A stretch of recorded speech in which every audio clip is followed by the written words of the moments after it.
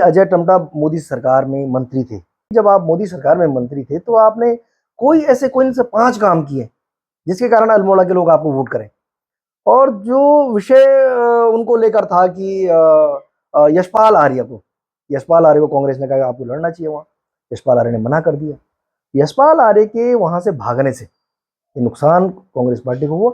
रेखा आर्य जो कैबिनेट मंत्री हैं, इनका भी काफी नाम चल रहा था कि अल्मोड़ा सीट से दावेदारी कर रही हैं।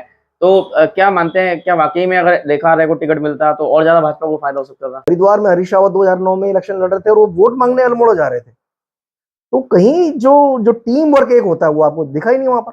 जब टीम वर्क नहीं दिखा तो वो चुनाव वहां पर बिखरा हुआ दिखाई दिया। अजय भट्ट 5 साल तक जो है सांसद रहे, मोदी सरकार में पर्यटन और रक्षा राज्य मंत्री रहे। उन्हीं के कार्यकाल में अग्निवीर योजना भी लॉन्च हुई और वो उनसे पूछे कि भैया आपने पर्यटन और रक्षा के क्षेत्र में क्या काम है इस प्रदेश के लिए किए। तो जब उनसे पूछा कि क्या काम किए तो वो कह रहे कि मेरी गलतियों की सजा मोदी जी को मत देना। देश के इतने पावरफुल मिनिस्टर वोट मांगने के लिए कह रहे हैं कि मुझसे गलती हो गई है। कुमाऊं के दोनों नेता हैं, ये आते हैं लगभग, इनका टच है वहां पर। तो क्या माना जाए कि भाजपा को वहां स्लाइट एज है गढ़वाल के मुकाबले कुमाऊं दोनों सीट पर? भुवन कापड़ी ने चूंकि पुष्कर सिंह धामी को चुनाव हराया तो एक ऐसा चेहरा उनके पास जरूर चर्चा में आया था कि भाई जो व्यक्ति एक सिटिंग जो है चीफ मिनिस्टर को हरा सकते हैं तो वो यहाँ अजय भट्ट को क्यों नहीं हरा सकते।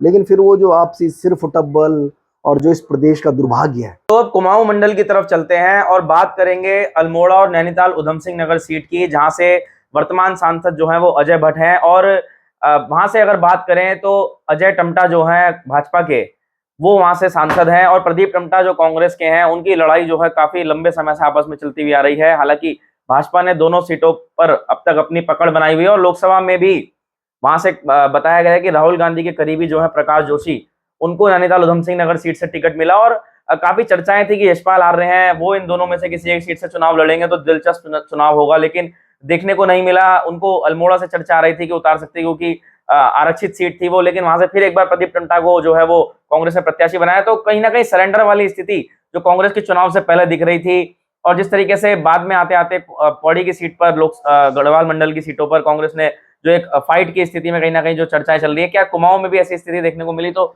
वरिष्ठ पत्रकार हमारे साथ गजेंद्र रावत जी जुड़े हुए हैं, इनसे जानेंगे उन दोनों सीटों पर क्या रहा, क्या वहां पर इस समय समीकरण बन रहे हैं। दरअसल जो अल्मोड़ा सीट पर अगर आप चर्चा करते हैं तो वहां पर कोई इस बात की चर्चा पूरे चुनाव में नहीं हुई कि भाई अजय टम्टा मोदी सरकार में मंत्री थे, फर्स्ट वाली सरकार में। वहां इस बात की चर्चा नहीं हुई थी कि जब आप मोदी सरकार में मंत्री थे तो आपने कोई से 5 काम किए जिसके कारण अल्मोड़ा के लोग आपको वोट करें।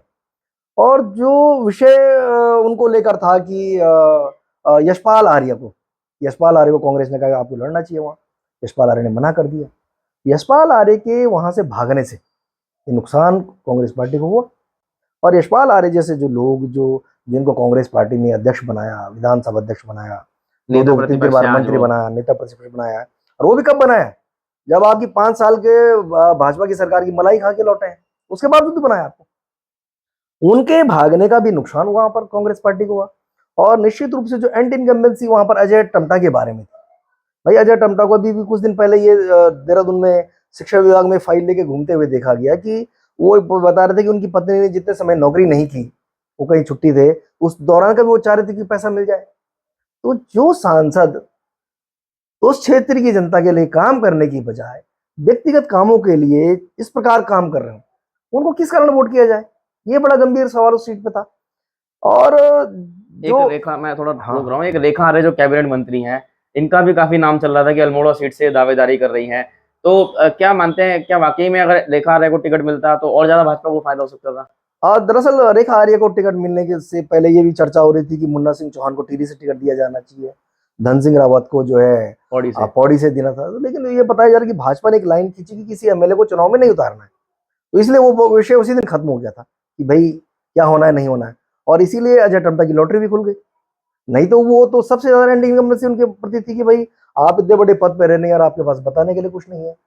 जो कांग्रेस पार्टी को जो लड़ना चाहिए था इस पूरे चुनाव के दौरान, आपने उनके प्रदेश अध्यक्ष को कहां देखा घूमते हुए, वो कहां देखा आपने बचाते हुए कि भाई अल्मोड़ा सीट फंसी तो वहां हो जाए। जो मैंने आपको कहा था कि भाई हरिद्वार में हरीश रावत 2009 में इलेक्शन लड़ रहे थे और वो वोट मांगने अल्मोड़ा जा रहे थे।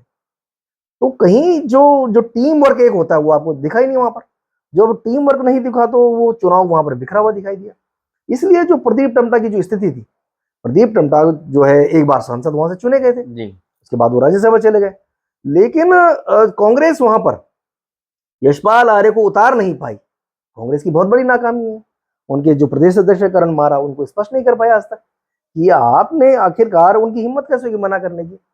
इधर जो है आपके हरीश रावत मना कर रहे हैं, वहां प्रीतम सिंह मना कर रहे हैं, वहां दूसरे तीसरे सब भाग रहे हैं।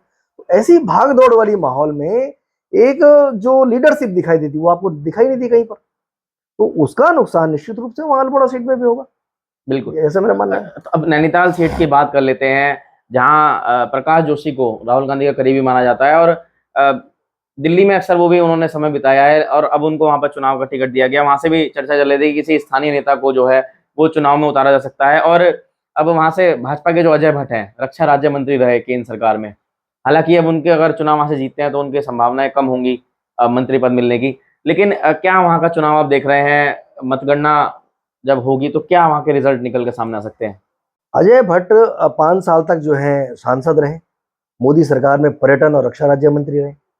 उन्हीं के कार्यकाल में अग्निवीर योजना भी लॉन्च हुई, और वो उनसे पूछे कि भैया आपने पर्यटन और रक्षा के क्षेत्र में क्या काम है इस प्रदेश के लिए किए। तो जब उनसे पूछा कि क्या काम किए, तो वो कह रहे कि मेरी गलतियों की सजा मोदी जी को मत देना। देश के इतने पावरफुल मिनिस्टर वोट मांगने के लिए कह रहे हैं कि मुझसे गलती हो गई है।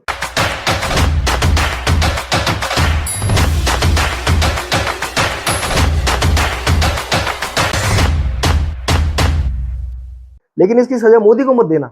मतलब आप वोट किसके नाम पे मांग रहे हैं? मोदी के नाम पे। आप तब भी नहीं बता पा रहे कि आप उस सरकार में मिनिस्टर तो आपने किया क्या है। हमारा मानना है कि कोई भी व्यक्ति अगर सांसद चुनकर जा रहा है, वो मंत्री बन रहा है, कोई काम वहां कर रहा है, तो कुछ ना कुछ तो पब्लिक को फायदा होना चाहिए उस व्यक्ति का। या सिर्फ ये नहीं होना चाहिए कि भाई यहाँ से आपको वोट पड़ गया, आप सांसद बन गए, मुख्य आप वहाँ मंत्री बन गए, आपको जो है ये अलाउ हो गया कि बहुत बड़ा बंगला आपको मिल गया, 4-5 लाख रुपए तनख्वाह मिलनी शुरू हो गई, आप उस बंगले में जो है आराम कर रहे हैं, आपके लिए फिक्स हो गया कि जो डबल इंजन का जो ही वो होगा हेलीकॉप्टर उसी में आप जाएंगे, उससे कम में आपको नहीं आएगा। तो क्या सिर्फ आपको ही पालने पोषने के लिए ये सब चीजें होती है? उन मतदाताओं का क्या हुआ? और उस सीट पर जो इशू था, उस सीट पर भी कांग्रेस के जैसे काफी संख्या में एमएलए भी हैं, वहाँ किसानों का जो इशू था वो था वहां पर एक मुद्दा।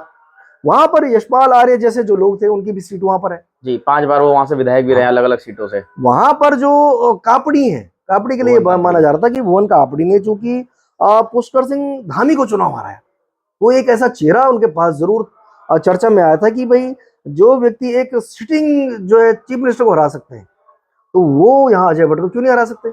लेकिन फिर वो जो आपसी सिर फुटबल और जो इस प्रदेश का दुर्भाग्य है, इस प्रदेश में ये दिल्ली से तय होता है कि किस जाति के व्यक्ति को कहाँ से टिकट देना है, किस जाति के व्यक्ति को जो है कहाँ से मंत्री बनाना है।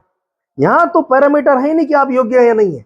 अभी तो आप बताइए कि अभी आपके सरकार में मिनिस्टर थे रमेश पोखरियाल निशंक, अब आपने उनका टिकट काट दिया, और जिनका कहा जा रहा था कि 73 साल की महारानी है, अजय टम्टा के खिलाफ इतनी बड़ी इनकम्बेंसी है, उनको आपने टिकट दे दिया। तो जब तक ये प्रदेश इसी प्रकार दिल्ली के हाई कमानों से तय होता रहेगा, तब तक प्रकाश जोशी आ जाए, कोई दूसरे तीसरे जोशी आ जाए, वो कहां से कुछ कर लेंगे। और वहां पर भी तो आपने वही भगदड़ वाली स्थिति देखी, पहले दिन से ही वहां पे ज्वाइनिंग होने लग गई थी। मतलब जिस दिन अजय भट्ट का जो है टिकट फाइनल हुआ, उसी दिन से कांग्रेस के आज कोई गांव के प्रधान जा रहे हैं, कोई ब्लॉक प्रमुख है, कोई जिला पंचायत वाले जा रहे हैं। मतलब वो एक माहौल जो है भारतीय भगदड़ का देखने को मिला। भगदड़ उन्होंने एक माहौल बना के रखा कि सामने कोई है नहीं। तो इसलिए मुझे लगता है कि वो सीट पर प्रकाश जोशी का बहुत लेट में आना, हालांकि कुछ लोगों का मानना है कि जो वहां बड़ी संख्या में वोट पड़ा है अजय भट्ट के खिलाफ पड़ा है। अब वास्तव में पड़ा है या नहीं पड़ा है, या वहां भी बूथों की हालत ऐसी थी जो हमने अपनी डोयला कॉन्स्टिट्यूंसी में देखी, या ऋषिकेश में मैं उस दिन वोटिंग के दिन था, मैंने देखा था कि वहां भी उनके बस्ते नहीं लगे थे। अगर ऐसे ही हालत होगी तो भाजपा के प्रति जो नाराजगी थी, जो अजय भट्ट के प्रति, जो इनके सांसदों के प्रति जो नाराजगी थी, उसको जो सामने प्रकाश जोशी जैसे लोग या वीरेंद्र रावत जैसे लोग या जोत सिंह मुंसोरा या कोई भी आदमी उसको भुना पाए या नहीं भुना पाए। अब भुनाओगे आप कहां से, जब आपके पास नीचे टीम आपकी खिसक चुकी है। संगठनिक लेवल पर जितना मतलब इनका जो लॉस पहले अपना कर चुके थे, और 2 साल का कार्यकाल हो गया है करण महारा का, कांग्रेस प्रदेश अध्यक्ष के रूप में, विधानसभा चुनाव के बाद कमान में वो बन गए थे। आज तक आप उनसे पूछिए कि उपाध्यक्ष कौन है, महामंत्री कौन है, महासचिव कौन है, सचिव कौन है, जीरो। तो 2 साल से एक कप्तान बिना टीम के मैदान में अगर उतर रहा है, और वो भी इतने बड़े चुनाव के दौरान कि आप लोकसभा चुनाव लड़ रहे हैं, आपकी कोई टीम ही नहीं है, तो ये पहला उदाहरण होगा संभवतः कि एक व्यक्ति को इतनी बड़ी जिम्मेदारी उनके कंधों पर, और वो उनकी हालत ये है कि उनके पास टीम नहीं है। अब वो कभी किसी को दोष देंगे कि उसके कारण नहीं बनी, कभी किसी और को दोष देंगे, लेकिन 2 साल तक जिस पार्टी का अध्यक्ष अपनी टीम ही डिक्लेयर न कर पाए, वो ये ना बता पाए कि कौन बैटिंग करेगा, कौन फील्डिंग करेगा, कौन कीपिंग करेगा, कौन बॉलिंग करेगा, कब करेगा, कौन कब उतरेगा, तो सब जीरो। इस चुनाव में जो नाकामी का जो स्थिति है, वो सिर्फ ये नहीं कि भाजपा ने अच्छा शासन नहीं किया, ये सब नहीं हुआ, वो इसलिए भी है कि जो मुख्य विपक्षी दल जो कांग्रेस पार्टी है, उनके प्रदेश अध्यक्ष ने और उनके जो लीडर अपोजिशन है, उन लोगों ने कितनी जिम्मेदारी के साथ में काम किया। क्योंकि जो विपक्ष है, उसके लिए विपक्ष के नेताओं के बारे में ये माना जाता है कि वो जनता की आवाज है। जो सत्ताधारी दल के जो सांसद हैं, वो तो वहां सवाल भी नहीं पूछते, उनको लगता है कि हमारी सरकार है, अपनी सरकार से सवाल भी क्या पूछना। लेकिन जो विपक्ष है, विपक्ष के नेता की जिम्मेदारी बनती है कि वो जनता के सवालों को मुखर होकर सदन से लेकर सड़क तक जो उठाने का काम करे। और उस काम में मेरा मानना है कि यशपाल आर्य और जो करण माहरा की भूमिका है, दोनों की भूमिका बेहद खराब रही। उनसे निश्चित रूप से जो प्रदेश में जो लोग ये मानते थे कि विपक्ष को ऐसा करना चाहिए, उनको भी निराशा हुई। तो कुमाऊं के दोनों नेता हैं, ये आते हैं लगभग, इनका टच है वहां पर, तो क्या माना जाए कि भाजपा को वहां स्लाइट एज है गढ़वाल के मुकाबले कुमाऊं दोनों सीट पर?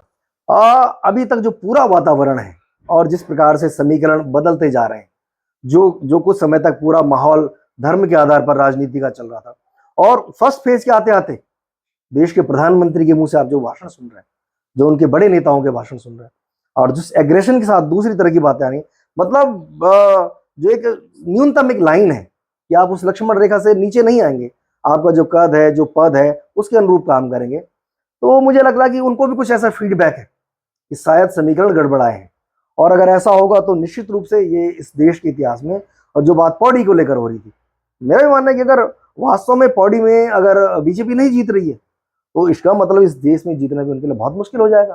क्योंकि जिस प्रकार की ताकत उन्होंने झोंकी, जिस प्रकार का वहां जो है महिमा मंडन किया गया, बातें की गई, अगर वो वहां नहीं जीत रहे हैं तो देश में भी जो है ये खतरे के संकेत होंगे। एक एक सीट पर जो चर्चा थी वो हमने अपने चैनल के माध्यम से आप तक पहुंचाने का प्रयास किया। आप भी अपनी क्या राय रखते हैं, क्या आपने माहौल देखा, और जो हमारी चर्चा से अलग आप और क्या चाहते हैं, वो भी अपने जो कमेंट में अपनी राय जरूर दें। कोशिश करेंगे आगे भी वरिष्ठ पत्रकार जो हमारे साथ गजेंद्र रावत थे उनसे उस बारे में बात करने की।